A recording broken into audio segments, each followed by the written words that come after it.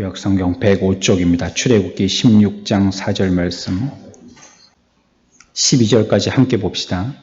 그때 여호와께서 모세에게 이르시되 보라, 내가 너희를 위하여 하늘에서 양식을 비같이 내리리니 백성이 나아가서 일용할 것을 날마다 거둘 것이라. 이같이 하여 내 율법을 준행하나 아니하나 내가 시험하리라. 여섯째 날에는 그들이 그 거둔 것을 준비할지니 날마다 거두던 것에 갑절이 되리라. 모세와 아론이 온 이스라엘 자손에게 이르되 저녁이 되면 너희가 여호와께서 너희를 애굽 땅에서 인도하여 내셨음을 알 것이요 아침에는 너희가 여호와의 영광을 보리니 이는 여호와께서 너희가 자기를 향하여 원망함을 들으셨음이라. 그가 누구이기에 너희가 우리에게 대하여 원망하느냐.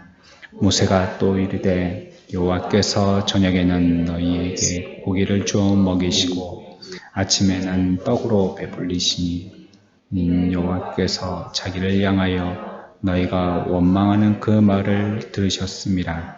우리가 누구냐? 너희의 원망은 우리를 향하여 함이 아니요 여호와를 향하여 함이로다. 모세가 또 아론에게 이르되 이스라엘 자손의 온 회중에게 말하기를 여호와께 가까이 나아오라. 여호와께서 너희의 원망함을 들으셨음니라 하라. 아론이 이스라엘 자손의 온 회중에게 말하며 그들이 광야를 바라보니 여호와의 영광이 구름 속에 나타나더라. 여호와께서 모세에게 말씀하여 이르시되 내가 이스라엘 자손의 원망함을 들었노라. 그들에게 말하여 이르기를 너희가 해질 때에는 고기를 먹고 아침에는 떡으로 배부르리니 내가 여호와 너희의 하나님인 줄 알리라 하라 하시니라. 아멘.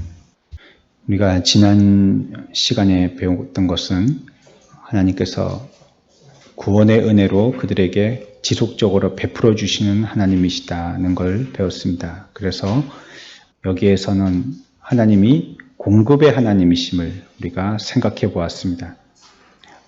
그들의 행했던 이전에 주셨던 은혜들을 망각했던 그들의 행위를 볼 때에는 100번이고 망해도 마땅할 모습이었지만 하나님은 그럼에도 불구하고 우리의 인간의 이성으로는 잘 이해되지 아니하는 한량없는 큰 사랑과 은혜로 그들에게 다시 한번 이 문제들에 대하여서 해결해 주시고 접근하여 주십니다.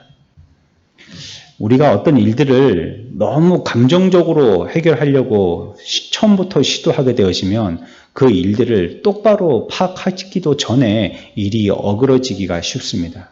그러니까 처음에는 그 일들을 볼 때에 감정이 아닌 이성으로 찬찬히 잘 살펴보아야 합니다. 밑도 보고 옆도 보고 위도 보고 해서 내가 못 보는 부분이 없는지를 잘 살펴보고 그래서 그 가운데에 해결할 수 있는 방법이 있다면 내 나름대로 애를 쓰는 것입니다. 오늘 새벽에도 우리가 살펴봤지만 예수님이 하신 것은 우리의 근원적인 죄를 해결해 주신 것입니다. 저와 여러분들이 구원받는 하나님의 백성이 된 것은 우리가 구원받게 됨으로써 우리가 타고나는 이 모든 죄 문제를 해결해 주신 것입니다. 이건 사람이 할 수 없는 거죠. 우리는 아무리 타고나서 훌륭하고 IQ가 높고 부모를 잘 만났고 어찌든지 간에 우리로는 이 문제를 해결할 수가 없는 것입니다. 그래서 우리의 근원적인 이 유전적인 죄 문제에 대해서는 예수 그리스도의 구속 말고는 해결할 방법이 없는 것입니다. 이게 가장 큰 문제이고 인생에게는 결단이 필요한 그러면서도 가장 치명적인 문제였었습니다. 이 문제를 예수님께서 해결해 주셨기 때문에 이제 우리들은 가장 큰 고비는 넘긴 겁니다. 이제 우리가 해야 될 것은 무엇이냐? 잔불 정리하는 겁니다. 큰 정면전은 우리가 이겨놨기 때문에 이제 나머지 잔당들을 소탕하는 국지전을 벌여야 되는 겁니다. 우리나라에도 옛날에 전쟁했을 때 북이 밀려갔을 때 말이에요. 우리가 다시 밀어 올려가지고 북이 밀려서 도망갔을 때 지리산 저런 데에 북한 군들이 숨어가지고 밤에는 내려와가지고 민가 같은 데서 이렇게 음식 같은 거 훔쳐 먹고 낮에는 산에 올라가고 이렇게 해서 한동안 그 지역을 어지럽혔던 그런 역사가 있습니다. 계속적으로 남아있으니까요. 뭐 그 깊은 산 속에 요즘처럼 뭐 헬리콥터나 뭐 전투기나 이게 뭐 많이 띄울 수 있는 이런 상황도 아니고 했기 때문에 그러니까 토벌한다고 하는 게 시간이 굉장히 많이 걸렸죠. 그것처럼 우리도 이제는 이 구원에 대해서는 예수님께서 해결해 주셨기 때문에 큰 불은 잡았지만 이제 우리 밖에 나타나는 사소한 잔불들을 잡아야 되는 것입니다. 이걸 누가 하느냐? 이것조차 예수님께 해달라고 하면 안 돼요. 그거는 자기가 하는 겁니다. 내게 있는 죄의 요소들을 이기고 싸우고 나가는 건 내가 하는 겁니다. 이것조차도 주님께 해달라고 한다면 아무것도 안 되는 것입니다. 아무것도 못해요. 주님이 해주시겠지 하고 가만히 앉아있게 되어지면 시간만 보내지지 똑같은 상황은 끊임없이 반복되는 겁니다. 내가 해야 되는 나의 의지가 필요한 것입니다. 하나님께서 이들에게 큰 구원의 은혜를 베풀어 주셨는데 그리고 그때마다 그들이 문제에 대한 해결을 얻게 되었는데 그럼에도 불구하고 이들은 바뀜 없이 끊임없이 또 주님을 원망불평하고 인도 모세를 끊임없이 원망불평하고 오늘 우리가 말씀에서 읽은 것처럼 그것은 곧 여호와 하나님을 원망하는 것이 되어지고 이런 역사가 계속 반복된 것입니다. 우리 같았으면 어땠을까요? 이런 사람들 보면 에라 그냥 끝내자 하고 그냥 구원받을 백성을 바꿔버릴 수도 있겠죠. 유대민족 말고 뭐 우리 대한민국 사람을 잡든지 아니면 뭐 어디 다른 민족을 구하든지 이래가지고 뭐 그거에 하나님께 뭐가 어렵겠습니까? 굉장히 간편한 방법을 쓸 수 있었을 것입니다. 그런데도 불구하고 그 민족을 깨닫게 하여 주시려고 끝까지 포기하지 않으신 겁니다. 얼마든지 그렇게 하실 수도 있고 그게 굉장히 쉬운 방법인데도 고쳐서 하시려고 하셨던 것입니다. 바꾸려고 안 하시고 하나님은 끊임없이 공급하여 주시겠다라고 어쩜 하나님으로서는 모욕적인 원망 불평을 그들의 민족에게 들었음에도 불구하고 공급해 주시겠다는 약속을 하셨습니다. 뭘 주시겠다라고 하셨죠? 양식으로 삼기를 원했던 뭘 주시겠다고 하셨어요? 만나와 메추라기를 주시겠다라고 얘기하고 있습니다. 하나님께서 우리들에게 공급하여 주시는 은혜를 얘기합니다. 우리 같이 한번 해봅시다. 공급하시는 은혜, 공급하시는 은혜, 공급하셔요. 우리에게 주시는 것입니다. 그런데 또 그게 은혜인 거예요. 공급하시는데 그게 은혜예요. 우리가 이 두 면을 같이 생각해야 됩니다. 공급하여 주는 은혜, 하나의 포장으로 그냥 우리에게 그냥 주시는 게 아니고 공급도 해주시고 은혜도 주셨던 것입니다. 무엇을 처음으로 우리가 생각해야 되냐면 4절에 있는 말씀입니다. 우리 4절 한 절만 같이 봅니다. 시작.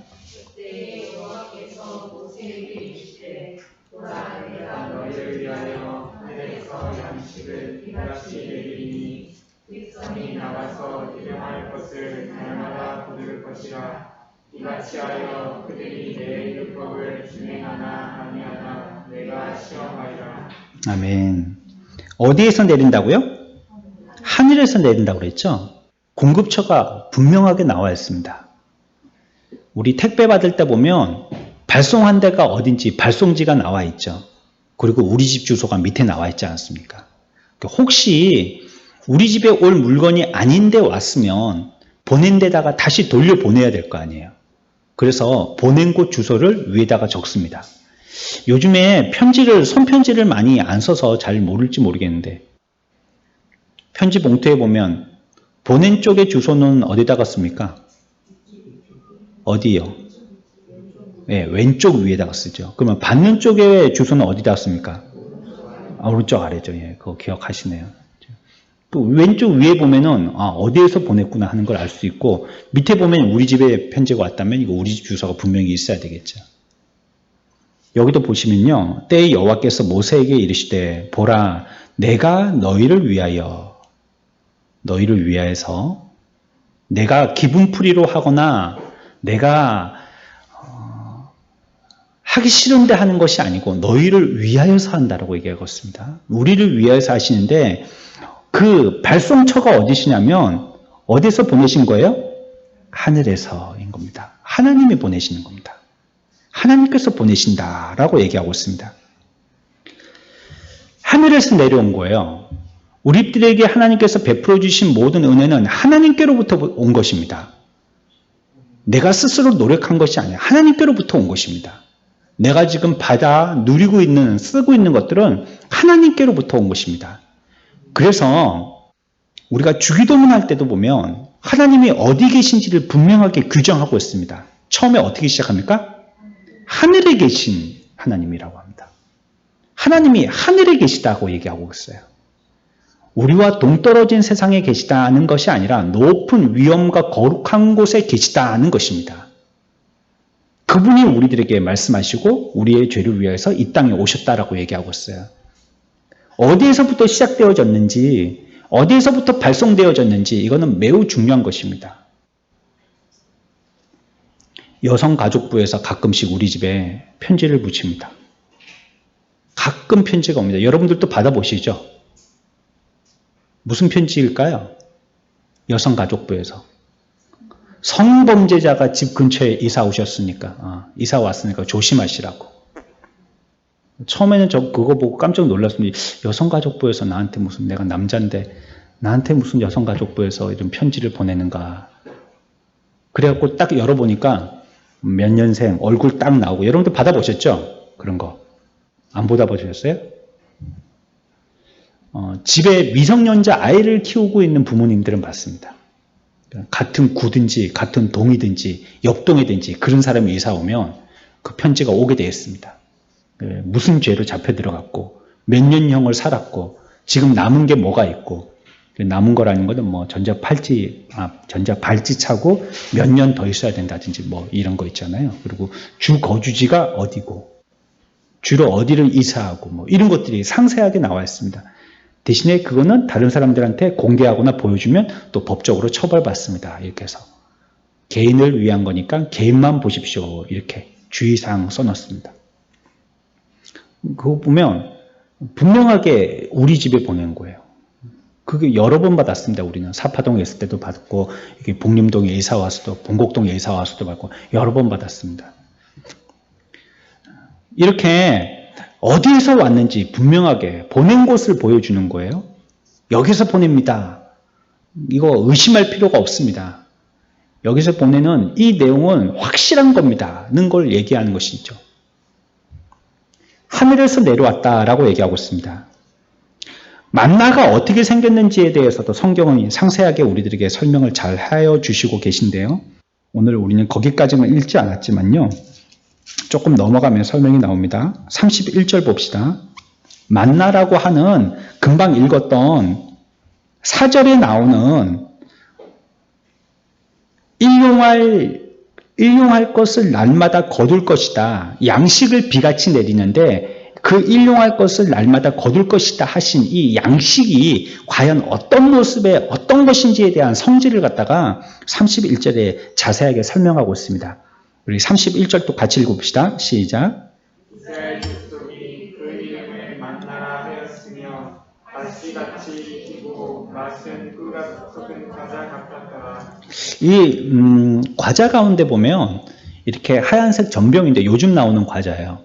이렇게 봉투에 2개씩 들어있고 하얀색 그 뻥튀기 같이 생겨있는 전병처럼 생겨있는 과자인데 거기에 그 설탕으로 허옇게 이렇게 발라져 있는 거 그거 아세요?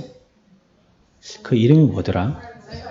쌀과지. 그 제가 좋아하는 건데 그걸 많이 먹으면요 여기 입술이 찢어져요. 여기가 한 입은 막 자꾸 집어넣으려고 하니까 쪼개가지고 넣어야 되는데 꼭 저는 이 말씀을 들을 때마다 그게 생각이 나요. 이게 그 맛이 그 겉이 뭐 좋은 건 아니고 아마 설탕물 같은데 허연 설탕이 발려져 있고요. 안에는 그렇게 이제 쌀로 돼가지고 이렇게 동그랗게 이렇게 요만하게 컵뚜껑만하게 이렇게 만들어가지고 거기 위에다가 이렇게 설탕물 발라가지고 말려놓은 겁니다. 굳혀놓은 거예요. 만나를 생각할 때마다 꼭 그게 생각이 나요. 그러니까 하늘에서 그런 이렇게 동그란 모양을 갖고 있는 과자가 뚝뚝 떨어진 건 아니고요. 여기에 뭐같이 생겼다라고 얘기했냐면 가시 같다 이렇게 했거든요. 가시. 이거는 좀 찾기 힘든 것 같아요. 제가 인터넷에서 찾아보니까 가시를 찾으니까 전부 다 돌산, 갓김치, 씨앗 이것만 나오더라고요. 여수. 전부 다 그것만 나오지 이제 진짜 여기서 가시가 뭔지에 대해서는 찾기가 힘들더라고요. 그래서 제가 찾다가 포기를 했는데 그런 가시가 아닐 겁니다.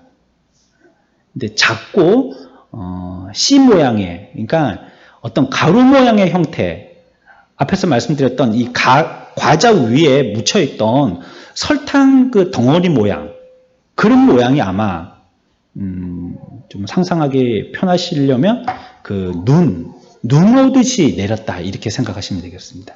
그러니까 자고 나 보니까 눈 오듯이 우리 집 앞에 그 만나가 쭉 이렇게 모여갖고 흩어져서 뿌려져 있는 것입니다.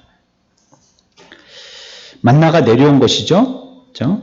생긴 것이 가시 같다고 했고 이 가시라는 것은 이스라엘에 주로 나오는 아주 찾아보기 그렇게 어렵지 않은 식물이라고 그럽니다. 이 만나의 색깔은 무슨 색이요? 흰색이고요. 맛은 어때요? 예, 달달했어요. 먹기 좋겠죠. 다니까요. 쓴 거는 먹기 힘들 텐데 단 건 먹기 좋죠. 그렇죠? 이게 이제 하늘에서 막 쏟아져 내려오는 것입니다. 눈송이처럼 아마 그 쏟아지는 장면을 본다면 그거 정말 장관일 거예요. 그렇죠? 막 눈처럼 하늘에서 우리의 양식이 막 하늘에서 이렇게 내려오는 그런 걸 본다면 이거 얼마나 경이롭겠습니까? 놀랍기도 하고. 예전에 영화에서도 보면 과자 공장 그런 거 있잖아요. 그런 거 있었잖아요. 제 제목은 잘 기억을 못 하겠는데 거기 나오는 유명한 배우도 있고 그런데 애들 몇 명이 뽑혀가고 그 공장에서 견학하고 초콜릿 공장 그거 있잖아요. 그것처럼 말이죠. 거기 가보니까 강물이 전부 다 초콜릿이고 말이에요. 뭘 만들어갖고 꽃도 초콜릿이고 다 건드려보니까 먹을 거고 사탕이고 초콜릿이고 그런 것처럼 여기도 자고 일어나 봤더니 하늘에서 눈이 내리거나 모래바람이 부는 것이 아니고 먹을 양식이 내렸는데 그걸 손을 찍어 먹어보니까 너무 달달하고 맛있어가지고 자꾸 먹고 싶고 그런 모습이라고 생각해 보세요. 놀랍지 않겠습니까? 신기한 음식이죠. 그래서 그들이 그걸 처음 봤을 때 생전 처음 본 음식인 거예요. 이거 전에 이런 음식을 본 적이 없는 거예요. 그래서 그 음식을 봤을 때 그들이 뭐라고 했습니까? 이게 뭐지? 이랬습니다. 이게 뭐지? 이게 뭐지?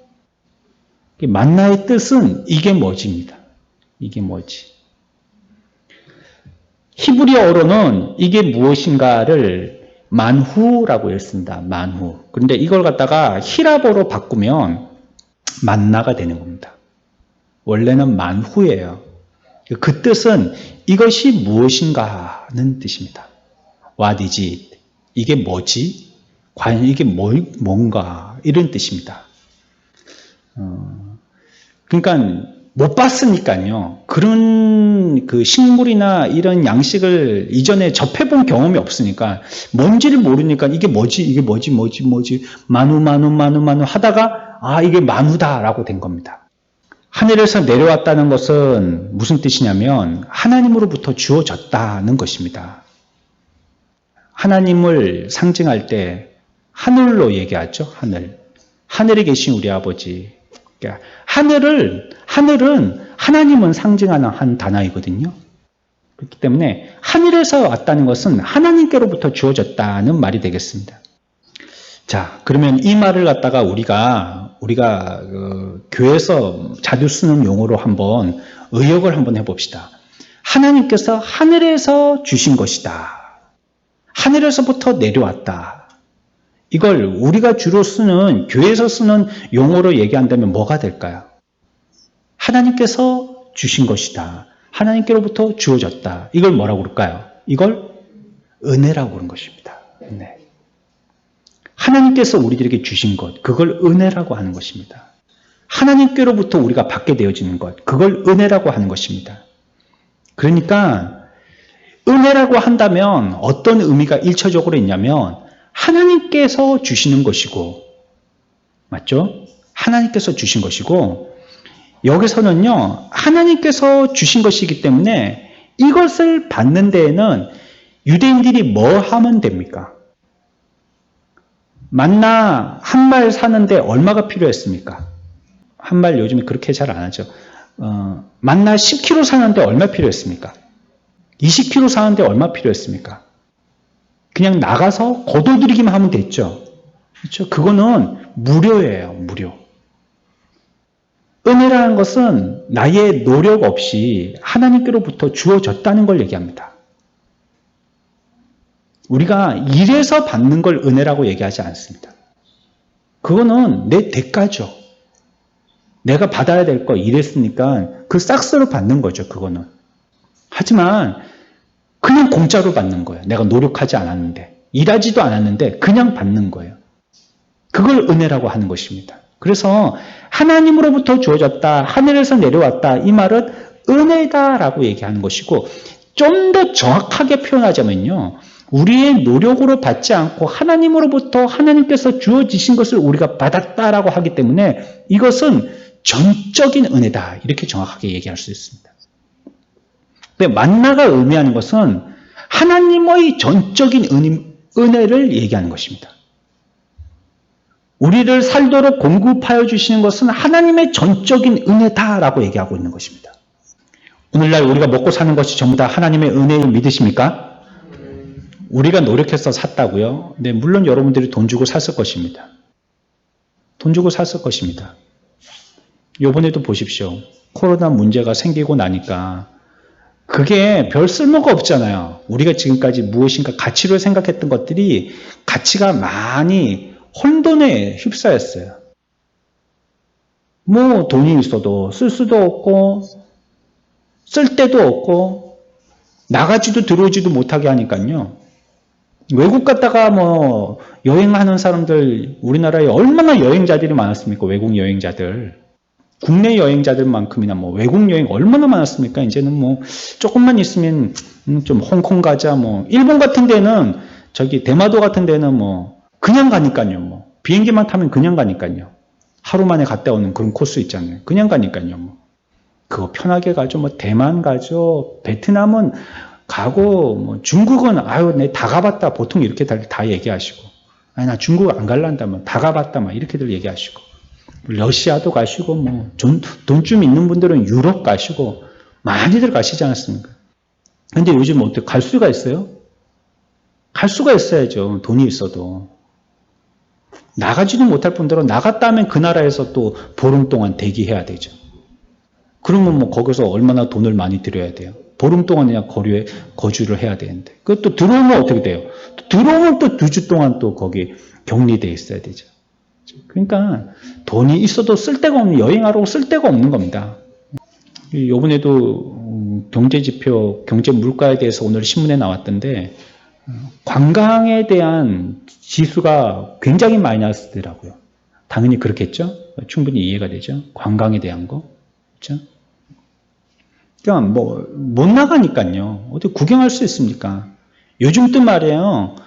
우리 지금 교회 앞에 저기 우리 연중 행사에 보면 10월 달에 교회에 여행이 잡혀 있습니다.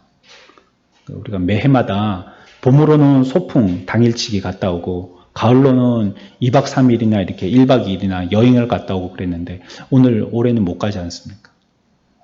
뭐 못 가니까요. 지금 뭐 이런 분위기에서 갔다가는 또 욕이나 태백이 들어먹고 또 위험하기도 하고 요즘은 뭐 거의 20%가 자기가 어디에서 감염됐는지 감염의 출처를 모르는 사람의 환자가 20%나 된다니까. 5명 중에 1명은 어디서 감염된지 모른다는 겁니다. 그러니까 우리 창원에는 감염자가 아무도 없어 그러는데 창원 갔다 왔는데 누가 감염이 될 수 있다는 뜻이에요. 누가 감염된지 모른다는 거예요. 동선이 밝혀지지가 않은 거예요. 그냥 경상도 말로 무단히 갔다 왔는데 그냥 감염되어 버린 거예요. 그냥 쓸데가 없는 거예요, 돈이. 하나님께서 우리들에게 은혜를 주시지 아니하시면 있어도 그게 아무 소용이 없는 것입니다. 전쟁 나면 여러분들이 이만큼 쌓아놓은 그 돈이 뭐가 되겠어요? 그 짐뿐이 안 됩니다. 아예 그냥 쌀을 한 말 지고 가는 게 낫지 돈 그거 어디 쓸 데도 없어요, 그거.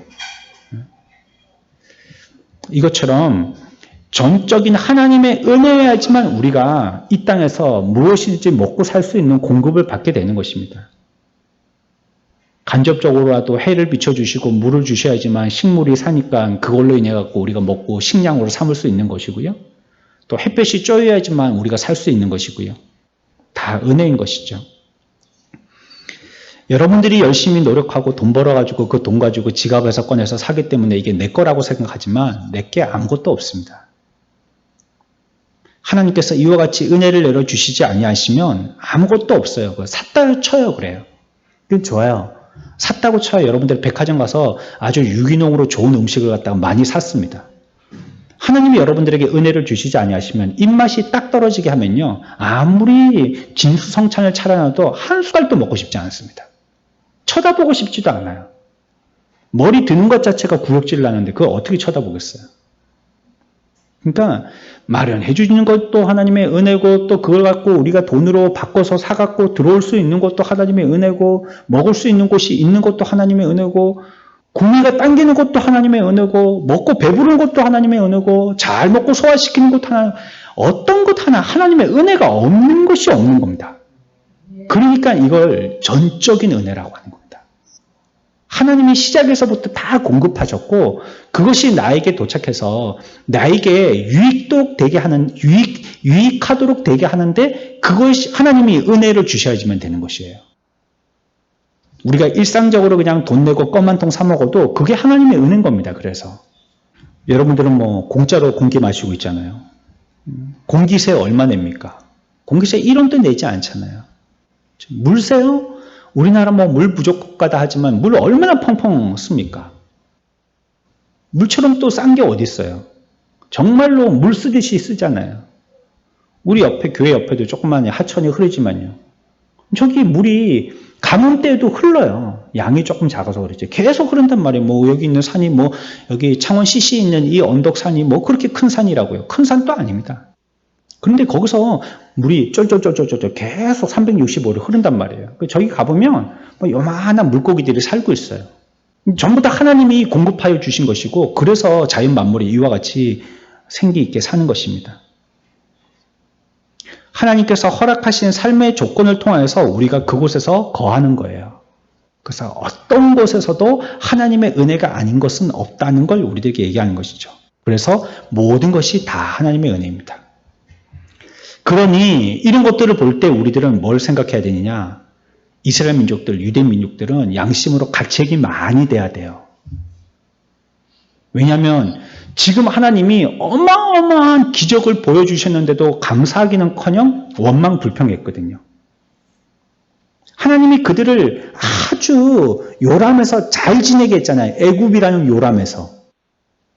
그 큰 나라에 400년 동안 이상이나 어떤 나라도 침범할 수 없는 큰 나라 가운데 이스라엘이 있었잖아요. 그러니까 감히 유대민족을 누가 죽이려고 그래요? 누가 쳐들어와요? 애굽이 다 막아주고 있는데. 그러니까 요람과 같이 400년 동안 애굽에서 잘 지내고 있다가 하나님께서 그들을 갖다가 편안하게 이끌어 주었습니다. 유대민족들이 출애굽할 때 무슨 전쟁을 한번 했게요? 칼 한 번 꺼내지 않았습니다. 창 한 번 던지지 않았습니다. 그냥 가라 제발 좀 가라 해갖고 떠밀려서 나오다시피 해서 나왔습니다. 그래가지고 또 홍해를 만났을 때도 그 홍해를 누가 갈랐습니까? 어떤 사람이 물 퍼거나 어떤 사람은 뭐 백fat을 주고 배를 타고 건넜습니까? 하나님께서 놀라운 기적으로 바다를 가르쳐가지고 그 가운데로 지나가게 하시고 따라오는 애굽의 병사들은 다 수장하게 만드셨잖아요. 이런 기적을 보여주셨잖아요. 그럼에도 불구하고 이스라엘 민족들이 하나님께 대한 태도는 뭐였죠? 원망과 불평이었습니다. 끊임없이 원망하고 불평했습니다. 우리에게 공기를 주시고 물을 주시고 이와 같이 돈을 주셔서 많으나 적으나 그래도 우리가 굶지 않고 뭐 이 옷이 유행이 탔냐 안 탔냐 그래도 우리는 허리입지 않고 계절마다 갈아입을 옷이 있고 철 바뀔 때마다 우리가 갖다 버리는 옷이 한 묶음씩인데 그럼에도 불구하고 우리들은 끊임없이 주님 앞에 원망불평한단 말이에요. 뭐가 없다, 뭐가 부족하다, 뭐가 안 됐다. 뭐 주식 이런 거 한 사람들을 확인해 보니까는 뭐 2살도 안 된 사람이 뭐 1년에 1억씩을 벌어간대야 돼요. 뭐 그런 사람이 몇 명이라, 그런 애가 몇 명이라더라, 우리나라에. 2살도 안 된 애가요, 1억씩을 벌어간대요. 그 이제 이름을 바꿔놓은 거죠. 뭐 어른들이 다 하는 거고. 그렇죠? 그런 것처럼 말이에요. 내가 뭐 주님 앞에 끊임없이 공급받고 있고 계속적으로 우리들에게 공급하여 주시고 계시는데 우리들은 그때마다도 감사할 줄 모르고 계속 원망불평.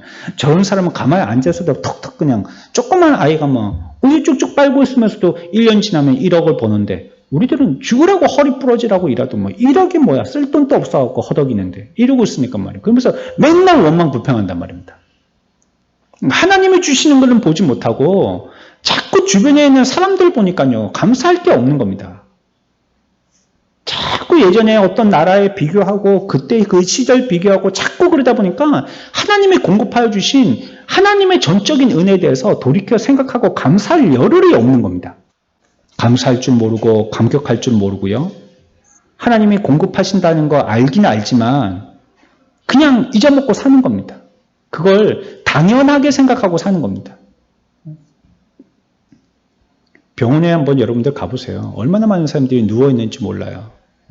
여기가 아프고 저기가 아프고 말짱한 사람 같은데 허리허리한 아가씨가 밀고 있고 등발 좋은 남자가 휠체어 타고 있고 그렇게 될 줄을 누가 알겠어요. 거꾸로일 줄 알지 보통 보면. 허리허리한 여자가 병에 약해가지고 휠체어 타고 등발 좋은 남자가 밀고 이렇게 될 줄 알지만 병원 가보니까 반대더라고요. 그거 어떻게 알아요? 우리의 삶을. 내가 어떻게 아는 겁니까? 뭐 여러분들이 검사해갖고 피 검사 한번 해가지고 뭐 좀 이상한데요. 큰 병원 한번 가봅시다. 그래가지고 여러분들이 환자 옷 딱 입으면서부터 인생은 바뀌는 겁니다. 그거 여러분들이 어떻게 알아요? 그거 어떻게 장담할 거예요? 나는 뭐 죽을 때까지 건강할 거예요. 어떻게 장담할 거예요? 하나님이 다 공급하여 주심에도 불구하고 그걸 갖다가 우리들은 망각하고 당연하게 생각하는 것입니다. 이게 모두 다 하나님의 은혜죠. 그런데 말이에요. 아주 우리가 겁나는 말이 있습니다. 오늘 우리가 읽었던 말씀에서 겁나는 말씀이 있어요. 우리가요, 이 공급받는 걸 그 하나님의 전적인 은혜라고 감사하고 감격하고 깨닫지 못한다면 우리들에게 이것이 하나님이 우리들에게 주신 공급의 은혜라고 전적인 은혜라는 것을 알도록 하기 위해서 이따금씩 이와 같은 일들을 벌이신다는 겁니다. 여러분들이 일상을 통해서 하나님을 찬양하고 감사하고 기뻐하고 하나님의 은혜라고 자각하지 않으면 이들에게와 같이 무시무시한 일들을 일으키기도 하신다는 거예요. 여러분들의 삶 가운데 공기의 귀중함을 감사하지 못하면 공기의 귀중함을 알도록 하는 사건을 벌이실 때가 있다는 거예요. 이게 겁난 거 아닙니까? 이거 호주머니에 뺐다 하면 막 1,000원짜리고 막 꺼냈다 하면 10,000원짜리고 막 어디 가서 뭐 5만원짜리 나오고 10만원짜리 나오고 막 펑펑펑 내가 쓰고 싶은 대로 내가 내일 뭐 할지 이게 뭐 쉽게 얘기하면 돈을 어디다 쓰지 그거죠. 내 돈 쓸 데가 어디 있지? 어디다가 돈 쓰고 좀 놀아볼까? 이거 무력한데 뭐 오늘 하루 뭐 하고 지내지?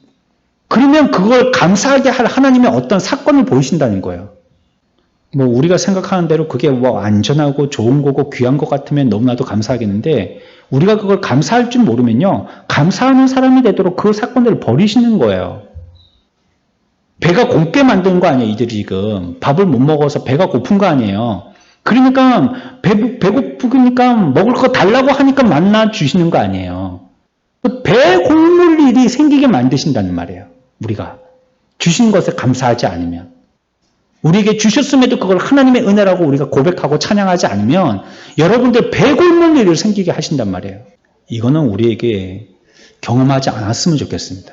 이런 일은. 우리는 뭐 해야 되겠습니까? 늘 뭘 해야 되겠어요? 감사해야 됩니다. 감사. 하나님의 은혜. 추수감사절에만 한 주 감사 찬양 4곡 정도 부르고 끝나지 말고 우리의 일생을 두고 하나님의 공급하심에 대해서 감사해야 됩니다. 하나님의 은혜가 없이는 우리는 이 땅에 발붙여 살 수 없다는 것을 고백하고 오늘 또 눈을 떠서 하나님 앞에 이 아름다운 자연을 보게 해주신 그 은혜들을 또 감사해야 됩니다. 맨날 뭐 아웅다웅 하지만 그래도 같이 지낼 수 있고 얘기할 수 있고 맛있는 거 먹을 수 있고 그럴 수 있는 가족 주신 거 감사해야 되는 거예요. 많지는 않지만요. 그것 가지고 우리가 쪼개가지고로도 그렇게 우리가 살고 있잖아요. 그거 하나님의 공급하시면 감사해야 되는 겁니다. 되게 썩 건강한 건 아니지만 그래도 내가 다리 질질 끌고 다니지는 않지 않습니까? 그래도 우리가 숨 쉬고 살고 있잖아요. 호흡하고 살고 있잖아요. 병원 하면 어떤 사람들은 자기가 자기 호흡을 못 해가지고요 기계에 의존하는 사람들도 있어요. 우리는 그렇게는 아니잖아요. 그래도 감사해야 됩니다. 우리 주변에 이런 일들을 너무나도 많이 주셨음에도 불구하고 우리는 그거 감사할 줄 모르는 삶을 살 때가 많은 것입니다. 육체의 양식뿐만이 아니라 정신적인 것, 영적인 양식도 마찬가지입니다. 일체의 모든 것들요. 감사해야 됩니다. 우리 지난주에 배웠대요? 한번 복습해 볼까요? 빌립보 간수가 회심하고 난 다음에 그에게 어떤 변화가 있었다고 그랬죠? 몇 가지죠? 몇 가지 변화가 있었다고 그랬죠? 네 가지 변화, 5가지. 제가 설교를 5가지는 안 한 것 같은데 4가지 변화가 있었다고 했습니다. 첫 번째가 뭐였습니까? 예? 더 배우려고 하는 거예요. 교훈을. 한술밥에 배부르지 않고 더 듣고 싶은 거예요. 영적인 건 그렇습니다. 한번 진미를 맛보면 더 하고 싶은 거예요. 근데 또 한 번 등 돌리고 하기 싫으면 계속 안 하고 싶은 게 영적인 겁니다. 세상 밥은 먹으면은 한 번 먹고 나면 배불러서 더 이상 먹기 싫죠. 근데 영적인 밥은 먹으면 자꾸 먹고 싶습니다. 그래서 빌립보 간수도 이 교훈의 도리를 깨달았으니까 더 배우고 싶었던 것입니다. 두 번째 결심은 뭐예요? 자기만으로 끝나지 않고 어떻게까지 했어요? 가족에게 다 가르쳐줬어요. 가족에게. 이 좋은 거.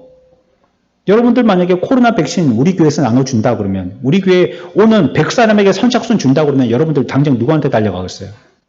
가족들한테 가가지고 우리 교회 오면 선착순 100명 백신 준다더라. 그러면 여러분들은 가족들 데리고 오지 않겠어요? 그런 것과 같은 거예요. 가족들에게 갔습니다. 세 번째는요, 뭘 결심했어요, 이들이? 감사했어요. 누구에게? 가르쳐준 사도에게 가르쳐줬어요. 이 복음의 도리를 가르쳐준 사도에게 감사했어요. 사람한테도 감사할 줄 알아야 돼요. 네 번째는 뭐였어요? 기뻐했다 했습니다. 기뻐했다고. 예. 아이고 그러나 내 신세는 이제는 조졌다, 망쳤다, 끝났다, 망했다, 죽었다. 왜 우리는 그렇게 죽는 표현이 다양한지. 예? 살 걸로 표현을 얼마든지 화려하게 할 수 있는데 죽는 표현을 얼마든지 그렇게 많이 하고 있잖아요. 우리가. 뭐만 하면 죽겠다고, 배불러 죽겠다고, 힘들어 죽겠다고. 아이고 아침에 일어났어요. 죽겠다 하면서 일어나고. 계속 그렇게 하잖아요. 하나님이 우리들에게 계속 공급하여서 살게 해 주심에도 말이죠. 근데 이 빌립보 간수는요. 그 일이 있고 난 다음부터는 늘 기뻐했어요. 감사했다는 겁니다. 기뻐했어요. 날마다. 이 근원적인 문제가 해결되니까 기뻐한 거 아니겠어요? 예? 아니 여기 피부에 조금 이렇게 상처 난 거 이거는 빨간 약이나 후시딘 바르면 되잖아요. 근데 뼈 안에 문제거나 장기에 문제가 생긴다면 이건 큰 문제잖아요. 이거 해결해야죠. 아무리 우리가 비비크림 많이 발라갖고 허옇게 보여도 그거 건강한 건 아니잖아요. 속이 건강해야죠. 그렇지만 그 문제가 해결되니까요. 간수는 기뻐했다라고 얘기했습니다. 그렇죠? 이런 것도 공급되어질 때 감사하는 것입니다. 영적인 것이 공급되어질 때 간수가 기뻐하고 감사했던 것처럼 우리들도 육신적인 것 공급된 것도 하나님의 은혜로 생각하고 감사해야 되지만 영적인 것 공급되어졌을 때 정신적인 것 공급되어졌을 때 하나님 앞에 그것이 은혜로 생각하고 기억하고 반드시 하나님 앞에 감사해야 되는 겁니다. 하나님의 말씀도 은혜고요. 하나님으로부터 주어지니까요. 그러나 우리가 이제 다음 시간이 없으니까 다음 주에 생각해 보겠습니다만 가장 큰 우리가 받은 은혜라면 가장 큰 우리가 받은 은혜라면 무엇이냐면 그 은혜는 구원의 은혜가 되겠습니다. 구원의 은혜. 가장 감사해야 될 은혜. 어떤 것을 공급받아도 그것을 공급받지 못하면 말짱 다 소용없는 게 되는데 그 구원의 은혜를 주신 것 이것을 우리들은 감사해야 되는 것입니다. 이 시간에 우리가 금방 배웠던 거 생각하면서요. 이들이 하나님으로부터 지속적으로 공급받았음에도 불구하고 그 공급받은 것에 대해서 그들은 알지 못했고 이것이 하늘로부터 내렸다면 하나님께로부터 왔다는 것을 분명히 알았을 수 있지만 그것에 대해서 그들은 전혀 감사할 줄 모르는 감사가 습관이나 훈련되어 있지 않기 때문에 그걸 볼 때 이게 뭐야 도대체 반응했던 그들의 모습과 같이 우리들도 하나님 앞에서 우리에게 지속적으로 일상적인 베풀어주시는 큰 은혜들, 매주 주시는 은혜들, 정신적인 은혜들, 모든 은혜들, 하나님의 충만하신 우리에 대한 지극하신 또 직접적인, 또 세밀하신, 또 1대1의 사랑이신 줄 알고 늘 감사하면서 사는 저와 여러분들의 삶들 되시기를 축원합니다.